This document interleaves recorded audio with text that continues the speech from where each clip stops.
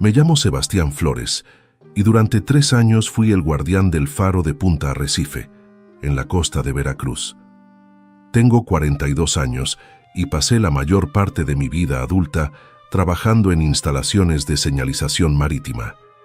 Empecé como técnico de mantenimiento en el puerto de Tampico. Luego me convertí en operador certificado de sistemas de navegación costera. He trabajado en 7 faros diferentes a lo largo del Golfo de México. He experimentado tormentas que destrozaron ventanas a 20 metros de altura. He visto barcos encallar a pesar de todas las advertencias. He pasado semanas completo aislado cuando los temporales cortaban toda comunicación con tierra firme. Creía que había visto todo lo que el mar podía mostrarme, pero lo que viví en Punta Arrecife durante aquellos últimos 6 meses es algo que nunca podré explicar completamente, y es la razón por la que ahora trabajo en una oficina en el centro de Xalapa, a 120 kilómetros de cualquier costa. El faro de Punta Arrecife se encuentra en un promontorio rocoso que se adentra casi 800 metros en el Golfo de México. La estructura fue construida en 1938, después de que 3 embarcaciones naufragaran en el mismo lugar durante una década. Es un faro clásico de concreto reforzado, pintado de blanco con franjas rojas en espiral, 35 metros de altura desde la base hasta la linterna. La luz es una lente de Fresnel de tercer orden, que produce un destello característico cada 12 segundos, visible a 42 kilómetros en condiciones óptimas. La instalación incluye la torre principal, una pequeña casa de guardián de 2 habitaciones, un cobertizo de generadores y tanques de combustible, y un muelle de hormigón donde atraca la lancha de suministros cada 15 días. El acceso por tierra es imposible durante la marea alta, cuando las olas cubren completamente el sendero de rocas. Durante las tormentas tropicales, el lugar queda completamente aislado, rodeado por un mar violento que convierte el promontorio en una isla temporal. Las instalaciones son espartanas pero funcionales. La casa del guardián tiene paredes de piedra de medio metro de espesor, resistentes al viento constante y a la humedad salina. La cocina está equipada con una estufa de gas, un refrigerador que funciona con el generador diésel y despensas metálicas selladas para proteger los alimentos de la humedad y los roedores. El dormitorio principal tiene una cama de metal atornillada al suelo, un escritorio pequeño y una ventana con contraventanas de acero que se cierran durante las tormentas. El baño funciona con un sistema de cisterna de agua de lluvia. La sala de equipos en la base de la torre contiene el generador de respaldo, baterías industriales, paneles de control para los sistemas de iluminación y radio VHF de largo alcance para comunicación con la Capitanía de Puerto. Todo huele a sal, diésel y humedad permanente. Las paredes están manchadas de verdín en las esquinas donde el aire no circula bien. El viento nunca se detiene completamente. Siempre hay ese sonido constante, ese silbido que atraviesa cada grieta de la estructura. Pero antes de continuar, si esta historia te está intrigando, no olvides suscribirte al canal y activar la campanita para no perderte ningún video. Y por favor, déjame en los comentarios desde qué ciudad me estás viendo y si alguna vez has trabajado en instalaciones aisladas o en el mar. Me encanta conocer las experiencias de todos ustedes. Ahora sí, sigamos con lo que sucedió aquella noche de septiembre. Llegué a Punta Arrecife el 14 de marzo de hace 3 años. El puesto había estado vacante durante 4 meses. El guardián anterior, un hombre llamado Alfonso Castro, había renunciado abruptamente sin dar explicaciones detalladas. En su informe final, simplemente escribió que el aislamiento había afectado su salud mental y que necesitaba estar cerca de su familia. La Capitanía de Puerto lo atribuyó al estrés típico del trabajo solitario. Los faros modernos están casi todos automatizados, pero algunos, como Punta Arrecife, aún requieren presencia humana debido a la complejidad de los sistemas, las reparaciones constantes que demanda el ambiente marino y la necesidad de tener un observador en una zona de alto tráfico marítimo y clima impredecible. Mi supervisor, el capitán Ernesto Villanueva, me llevó personalmente durante mi primera visita. Era un hombre de 60 años, con 40 años de experiencia en la marina mercante. Durante el trayecto en lancha desde el puerto de Antón Lizardo, me explicó los aspectos técnicos del puesto: mantenimiento diario de la lente y el mecanismo de rotación, inspección semanal del generador diésel y las baterías de respaldo, reportes meteorológicos cada 6 horas durante la temporada de huracanes, bitácora detallada de todo el tráfico marítimo visible. Era trabajo de rutina para alguien con mi experiencia. Pero cuando atracamos en el muelle de concreto, mientras subíamos el sendero empinado hacia las instalaciones, el capitán Villanueva se detuvo. Sacó un sobre manila de su portafolio y me lo entregó. Dentro había una hoja mecanografiada, 4 reglas, escritas en tinta negra, numeradas claramente. El capitán me miró con una expresión que no supe interpretar en ese momento. Cansancio, tal vez, o resignación. «Esto no está en el manual oficial», dijo, «pero todos los guardianes de este faro las reciben. Son instrucciones transmitidas desde hace décadas. No están en ningún documento de la capitanía. No las pongas en la bitácora, pero síguelas». Le pregunté qué significaban. Me dijo que lo entendería con el tiempo, que algunos lugares tienen sus propias reglas que no se pueden explicar, solo obedecer, que el faro era perfectamente seguro si respetaba esas instrucciones simples. Las reglas decían: 1. Nunca apagues la luz del faro entre las 11 de la noche y las 4 de la madrugada, sin importar la razón. Si hay una falla técnica durante esas horas, repárala inmediatamente. Si es imposible repararla, enciende todas las linternas de emergencia que tengas y manténlas encendidas hasta el amanecer. 2. Si escuchas que alguien llama tu nombre durante la noche, especialmente si reconoces la voz, no respondas. No abras la puerta, no mires por las ventanas, permanece en el interior hasta que amanezca. 3. Si ves luces extrañas en el agua que no corresponden a embarcaciones conocidas, anótalas en tu bitácora personal, pero no las reportes por radio. No intentes investigarlas. No uses binoculares ni instrumentos ópticos para observarlas más de cerca. 4. Una vez al mes, durante luna nueva, encontrarás una ofrenda en el muelle al amanecer. Puede ser flores, frutas o pequeños objetos. No las toques, no las muevas. Déjalas hasta que la marea se las lleve. Recuerdo que sonreí cuando terminé de leer. Pensé que era alguna tradición supersticiosa de pescadores locales. El capitán Villanueva no sonrió. «Sebastián», me dijo usando mi nombre por primera vez, «sé que eres un hombre de ciencia, un técnico. Yo también lo soy. Pero este lugar es diferente. He conocido a 11 guardianes de este faro en mis años de servicio. Los que siguieron las reglas terminaron sus contratos sin problemas. Los 2 que no lo hicieron. Uno sufrió un colapso nervioso completo. El otro desapareció durante una noche de tormenta y nunca encontramos su cuerpo. Me dejó con provisiones para 2 semanas y una radio satelital de emergencia. La lancha se alejó por el canal entre los arrecifes y yo quedé solo por primera vez en Punta Arrecife. Los primeros 30 días fueron perfectamente normales, rutinarios, casi aburridos. Me levantaba a las 6 de la mañana, inspeccionaba todos los sistemas, limpiaba la lente de la linterna, verificaba los niveles de combustible. Pasaba las mañanas leyendo, escuchando radio, haciendo reparaciones menores. Por las tardes observaba el tráfico marítimo con binoculares, identificaba embarcaciones, anotaba sus características en la bitácora. Preparaba comidas simples. Hacía ejercicio. Al anochecer subía a la linterna para asegurarme de que todo funcionara correctamente. Luego descendía a la casa, leía un poco más y me dormía con el sonido constante del oleaje y el viento. Las reglas parecían absurdas. Nunca escuché voces llamándome. Nunca vi luces extrañas. El faro funcionaba perfectamente y jamás tuve que hacer reparaciones de emergencia durante la noche. Nunca encontré ofrendas en el muelle. Pero algo comenzó a cambiar sutilmente alrededor de la 4ª semana. Primero fueron pequeños detalles que mi mente racional intentaba explicar. Objetos que recordaba haber dejado en un lugar aparecían en otro. Una taza en la cocina que juraba haber lavado y guardado aparecía de nuevo sobre el fregadero.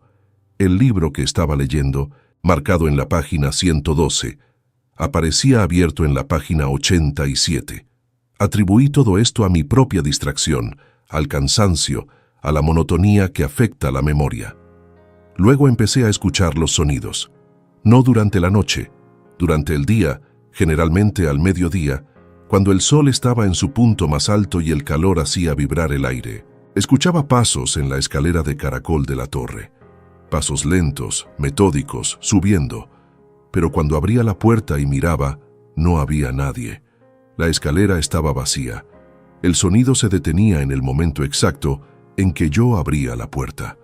Una tarde, mientras preparaba la comida, escuché claramente que alguien movía las herramientas en el cobertizo del generador. Sonido inconfundible de metal contra metal, llaves inglesas golpeando la caja de herramientas. Salí inmediatamente. El cobertizo estaba cerrado con candado, exactamente como yo lo había dejado. Abrí el candado. Todo estaba en perfecto orden. Ninguna herramienta fuera de lugar. Empecé a sentir que algo me observaba constantemente. Esa sensación primitiva de tener ojos sobre ti, especialmente cuando estaba de espaldas a las ventanas o cuando subía la escalera de la torre. Me sorprendía dándome vuelta bruscamente, esperando ver algo. Nunca había nada. En la sexta semana llegó la lancha de suministros. El marinero que la conducía era un joven de unos 25 años llamado Tomás Zamora. Mientras descargábamos las cajas de provisiones, noté que miraba nerviosamente hacia la casa del guardián. «¿Cómo va todo?», me preguntó. «Bien», respondí. «Trabajo de rutina». ¿Has notado algo raro?», dudé antes de responder. «Ruidos extraños, pero es un edificio viejo.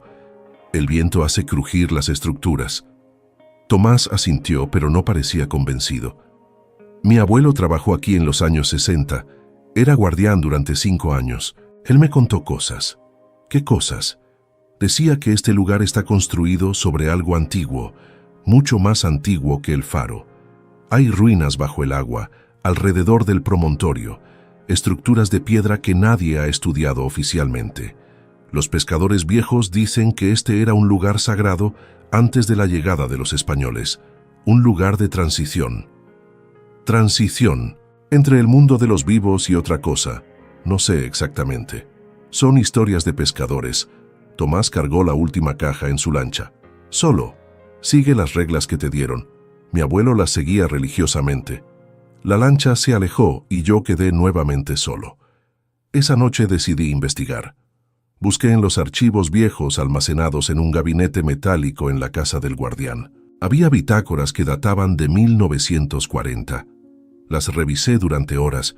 La mayoría eran entradas técnicas aburridas, pero había anomalías, entradas que habían sido tachadas, páginas arrancadas cuidadosamente, y cada cierto tiempo notas crípticas en los márgenes. En una bitácora de 1953, alguien había escrito con letra temblorosa: «Las voces conocen mi nombre. No puedo seguir así». En otra de 1968, vi las luces de nuevo. Conté 18 esta vez. Se mueven en patrones. No son embarcaciones. ¿Qué son? En una de 1975, encontré la ofrenda. Flores blancas atadas con cordel rojo. Las dejé como indicaron. Al anochecer ya no estaban, pero la marea no había subido. Y en la más perturbadora, de 1981, escrita en mayúsculas: «Apagué la luz a la 1 de la madrugada para hacer reparaciones. Fue un error. No puedo describir lo que vi. Me voy mañana». Cerré las bitácoras. Mi corazón latía rápidamente. Todo mi entrenamiento técnico, toda mi experiencia, me decía que esto era el resultado de aislamiento prolongado, de mentes afectadas por la soledad. Pero algo más, algo primitivo en mi cerebro, me advertía que había verdad en esos registros. Decidí seguir las reglas al pie de la letra, no por superstición, sino por precaución profesional. La noche del 23 de septiembre cambió todo. Era luna nueva. El cielo estaba perfectamente despejado, lleno de estrellas. Sin contaminación lumínica en kilómetros a la redonda, la Vía Láctea era visible como una banda brillante atravesando el firmamento. El mar estaba inusualmente calmo. Había algo hermoso, pero también inquietante, en esa calma absoluta. Ni una sola ola rompía contra las rocas. El agua parecía aceite negro bajo la luz del faro. A las 11 de la noche, subí a realizar mi inspección rutinaria de la linterna. Todo funcionaba perfectamente. El mecanismo de rotación giraba suavemente sobre sus rodamientos lubricados. La lente de Fresnel proyectaba su destello característico cada 12 segundos. Los paneles de control mostraban lecturas normales de voltaje y amperaje. Descendí a la casa y preparé café. Me senté junto a la ventana con un libro, como hacía todas las noches. El silencio era profundo. Incluso el viento había cesado completamente. Solo se escuchaba el latido hipnótico del faro. Luz, oscuridad, luz, oscuridad. A las 11:43 escuché los pasos. No en la escalera de la torre esta vez, en el techo de la casa del guardián. Pasos lentos, deliberados, como si alguien caminara de un extremo al otro del techo, pero el techo era de lámina corrugada e inclinada. Nadie podría caminar sobre él sin resbalar, y más importante, ¿cómo habría subido alguien allí? Los pasos se detuvieron directamente sobre mí. Pude escuchar el crujido del metal bajo peso. Permanecí completamente inmóvil, recordando la segunda regla. No investigues. No respondas. Luego escuché mi nombre, Sebastián. La voz venía del exterior cerca de la puerta principal. Era la voz de mi hermana Elena, inconfundible. Ella vive en Monterrey, a 1200 kilómetros de distancia. No había manera de que estuviera aquí, pero la voz era perfecta. Cada inflexión, cada tono, exactamente como ella habla. Sebastián, abre la puerta. Necesito hablar contigo. Mi mano se movió instintivamente hacia el pestillo. Luego me detuve. Recordé la regla. Si escuchas que alguien llama tu nombre, no respondas. No abras la puerta. Sebastián, por favor, estoy preocupada por ti. Mamá está preocupada. ¿Por qué no contestas tus llamadas? Era cierto que no había hablado con mi familia en 2 semanas. Las comunicaciones por radio satelital eran costosas y generalmente solo las usaba para reportes oficiales. Sé que estás ahí. Vi la luz encendida. ¿Por qué no abres? La voz sonaba cada vez más desesperada. Exactamente como Elena sonaría si realmente estuviera preocupada.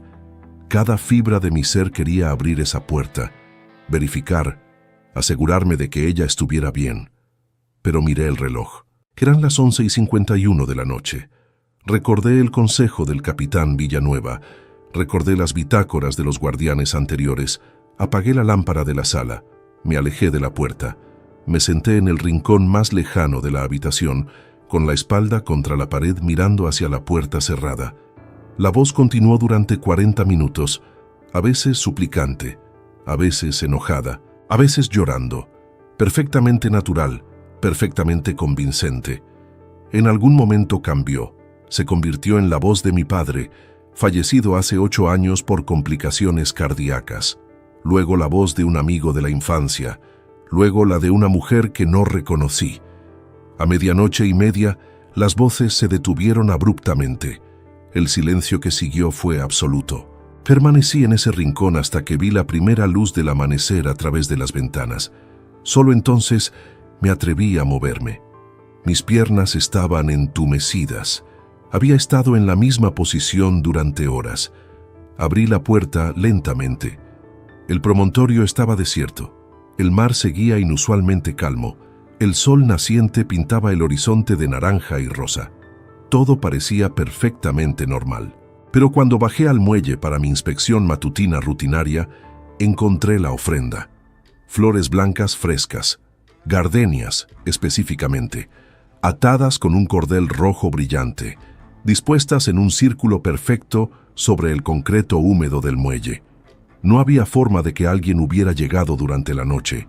La lancha de suministros no vendría hasta dentro de 8 días. El único acceso por tierra estaba bajo el agua durante la marea alta, y la marea había estado alta durante toda la noche. Recordé la 4ª regla. No toques las ofrendas. Déjalas hasta que la marea se las lleve. Las dejé exactamente donde estaban. Durante todo ese día, mientras realizaba mis tareas rutinarias, podía ver las flores desde cualquier punto del promontorio. Permanecían perfectamente frescas, a pesar del sol intenso y el viento que había regresado con el amanecer. No se marchitaban, no se movían, aunque el viento fuera lo suficientemente fuerte como para hacer ondear la bandera de señalización. Al anochecer seguían allí, perfectas e imposibles. Esa noche permanecí despierto, sentado en la oscuridad de la casa, con todos los sistemas del faro funcionando automáticamente. No hubo más voces, no hubo más pasos, pero a través de la ventana pude ver algo en el agua, luces, pequeñas luces azul verdosas, brillando bajo la superficie. Se movían en patrones circulares alrededor del promontorio. Conté 23. Se movían con intención, con propósito. No eran peces luminiscentes, no eran boyas, no eran embarcaciones. Se sumergían y emergían en sincronía perfecta, como si estuvieran realizando algún tipo de ritual o danza. Recordé la tercera regla. Si ves luces extrañas, no las investigues. No uses binoculares. Apagué todas las luces de la casa y me alejé de las ventanas. Al amanecer, las flores habían desaparecido. La marea no había subido lo suficiente como para alcanzar ese punto del muelle. Simplemente ya no estaban. Llamé a la Capitanía de Puerto por radio a las 7 de la mañana, hora programada para el reporte. El capitán Villanueva respondió personalmente. «Capitán», dije intentando mantener mi voz profesional, «necesito hablar con usted sobre las irregularidades que he estado experimentando». Hubo una pausa larga. Luego su voz, cansada. «¿Seguiste las reglas?» «Sí, señor, todas». «Entonces estás bien. Eso es lo importante». «Pero, capitán, necesito entender qué está pasando aquí. Esto no tiene ninguna explicación científica. Las voces, las ofrendas, las luces en el agua. Sebastián, hay lugares en este mundo que no se ajustan a nuestras explicaciones. He visto cosas en 40 años en el mar que ningún manual puede explicar. Ese promontorio es uno de esos lugares. Nadie sabe por qué. Nadie puede estudiarlo, porque tan pronto como intentas documentarlo científicamente, las cosas se detienen. Los fenómenos solo ocurren cuando estás solo, cuando no hay instrumentos de medición, cuando no hay manera de probarlo. ¿Qué quiere que haga? Continúa tu trabajo, sigue las reglas. Tu reemplazo llegará en 4 meses cuando termine tu contrato. Puedes terminar esto. Pero yo sabía que algo había cambiado en mí. La certeza que siempre había tenido sobre cómo funciona el mundo se había fracturado. Cada noche que pasaba en ese faro, cada vez que escuchaba un sonido inexplicable, cada vez que sentía esa presencia observándome, mi comprensión racional de la realidad se erosionaba un poco más. 2 semanas después, durante otra luna nueva, encontré una segunda ofrenda. Esta vez eran frutas. Mangos perfectamente maduros dispuestos en un patrón triangular. Las dejé como indicaban las reglas. Esa noche vi de nuevo las luces en el agua. Esta vez había 37. En noviembre experimenté la primera falla técnica del sistema de iluminación. Fue a las 2:23 de la madrugada. Los monitores mostraron una caída súbita de voltaje. La luz del faro parpadeó y se apagó. Mi sangre se heló. Recordé la primera regla. Nunca apagues la luz entre las 11 de la noche y las 4 de la madrugada. Subí corriendo la escalera de caracol con mi kit de herramientas y 3 linternas de emergencia. El problema era un fusible fundido en el panel de control secundario.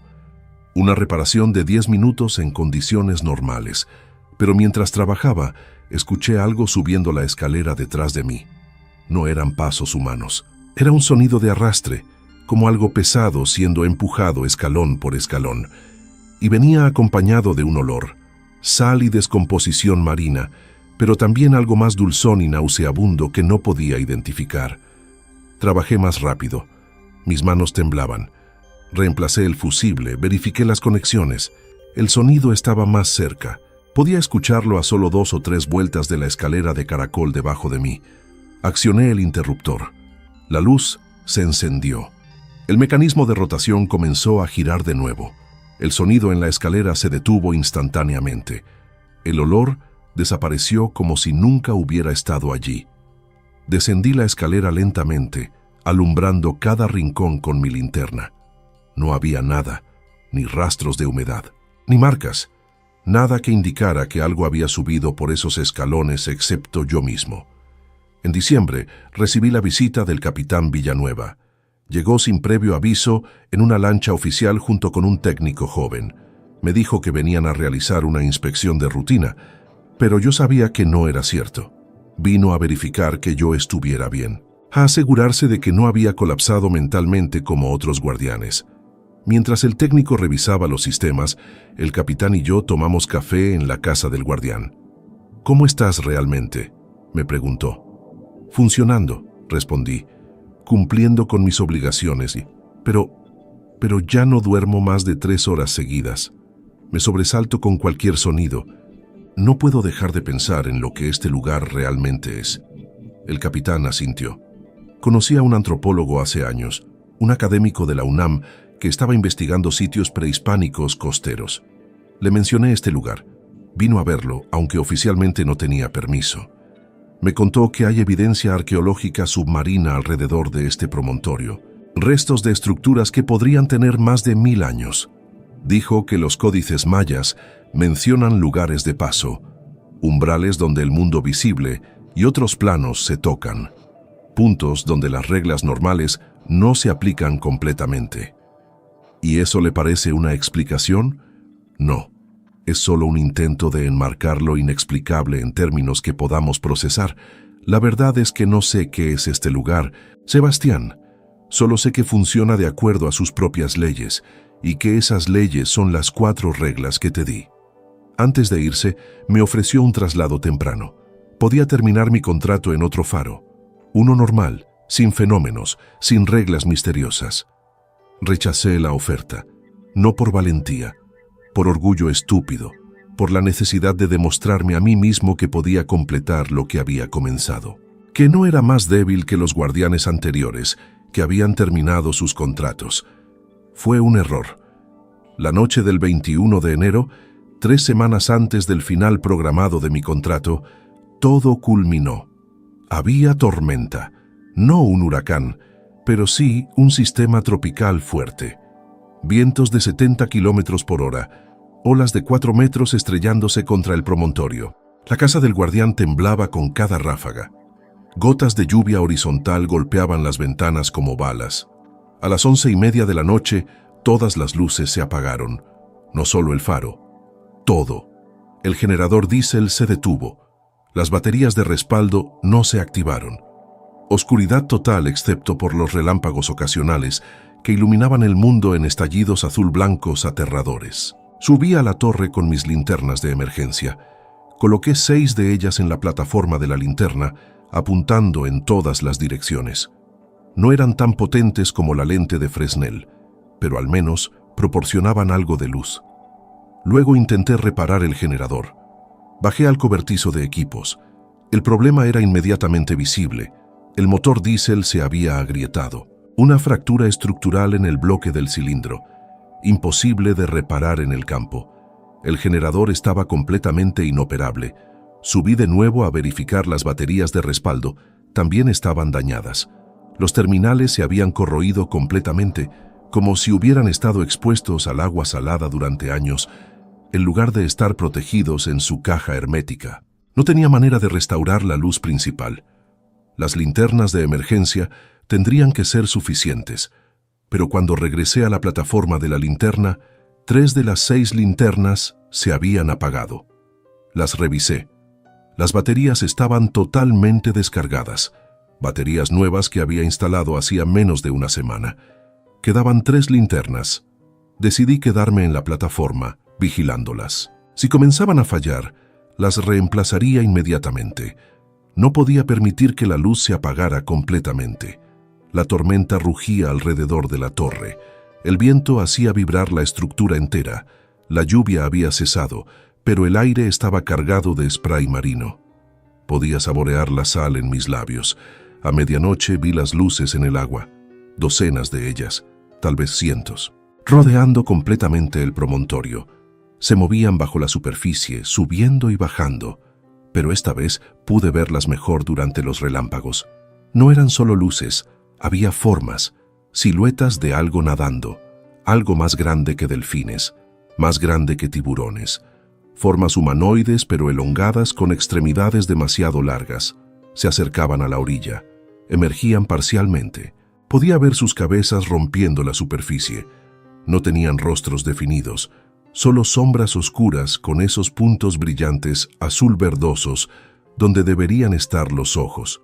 Una de las linternas restantes comenzó a parpadear. Reemplacé las baterías frenéticamente. La luz se estabilizó. Las cosas en el agua se detuvieron. Se quedaron completamente inmóviles, como si estuvieran esperando, observando. Entonces escuché las voces. Múltiples voces llamándome simultáneamente. Mi hermana, mi padre muerto, amigos, personas que no había visto en años, todas hablando al mismo tiempo, creando un coro discordante que se elevaba por encima del sonido de la tormenta. Sebastián, ven con nosotros. El agua es cálida. Ya no tienes que estar solo. Apaga las luces. Únete a nosotros. Las voces no venían del exterior. Venían de todas partes, de la escalera debajo de mí, del techo sobre mí, del interior de mi propia cabeza. Otra linterna comenzó a fallar. La reemplacé.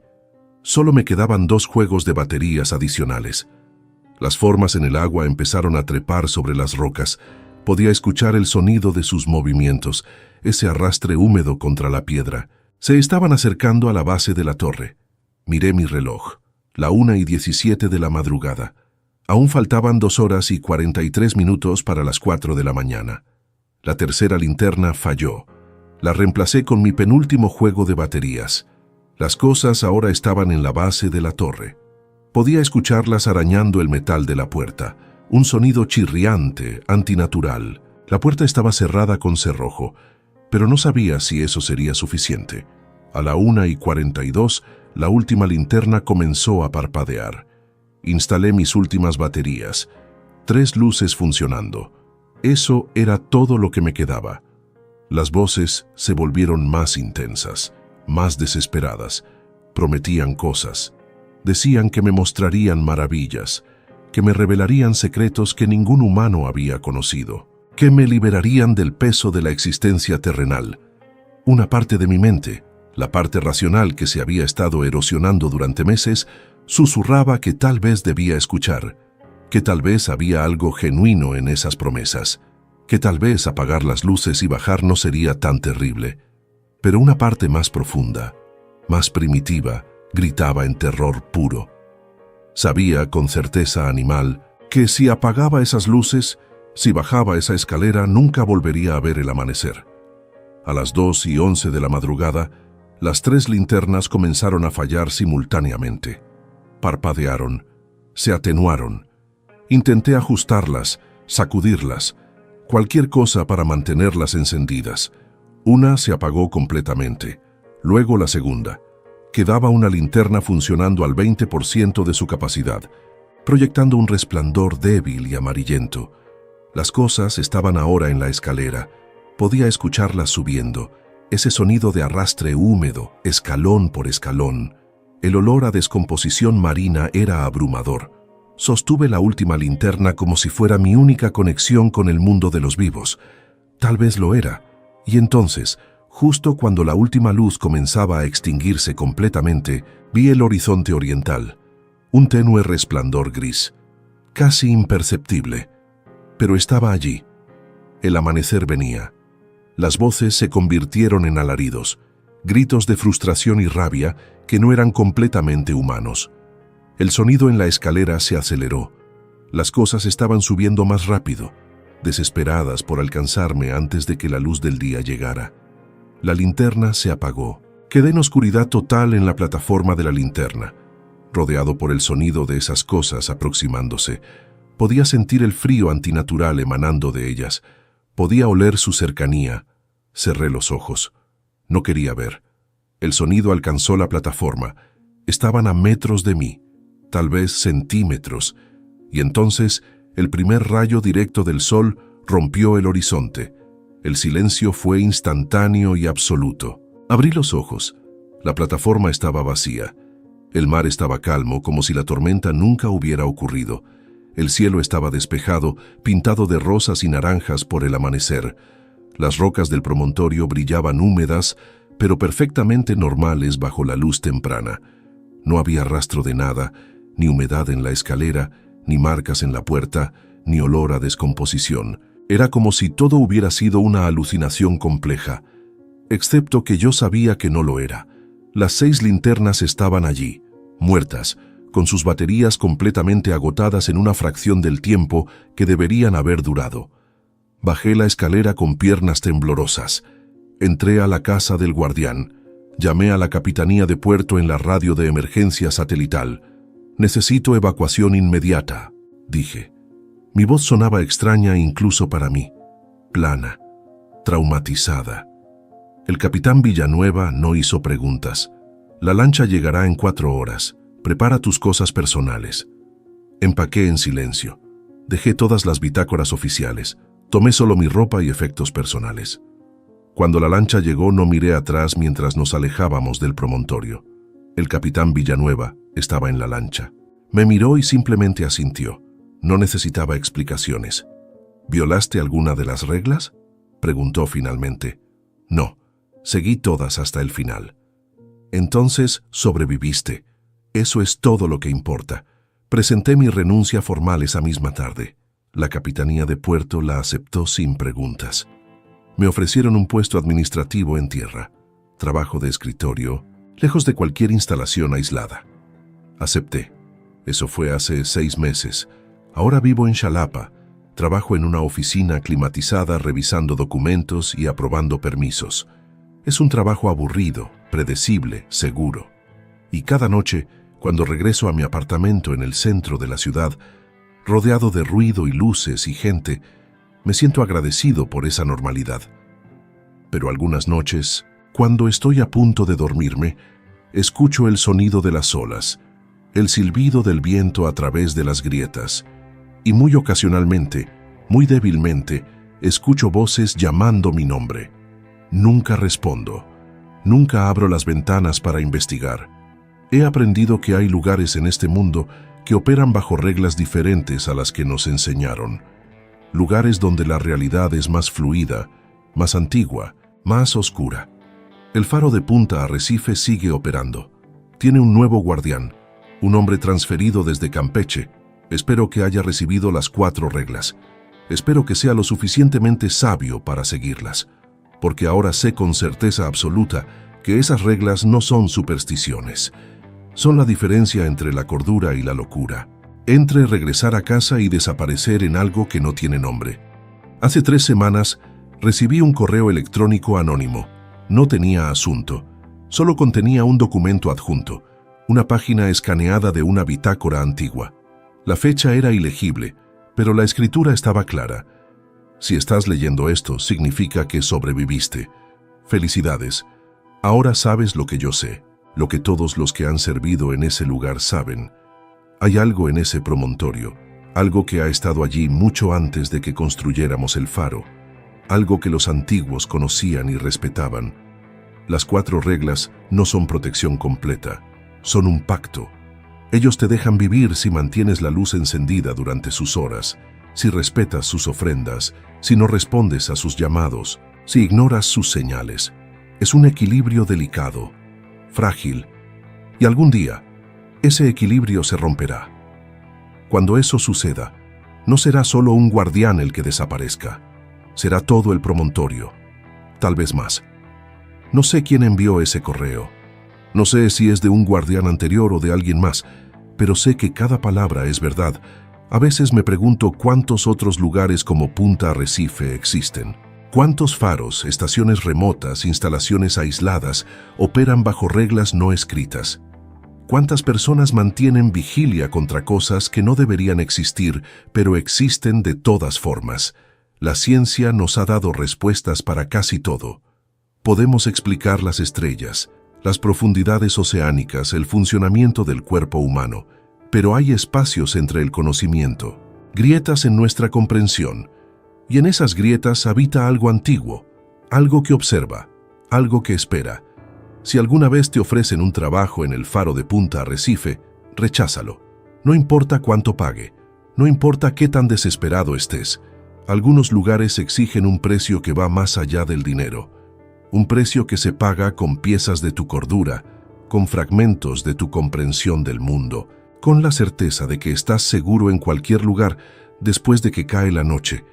Yo pagué ese precio y sobreviví, pero la persona que bajó de ese promontorio en enero no es la misma que llegó en marzo. Algo cambió, se rompió o tal vez se abrió. No estoy seguro.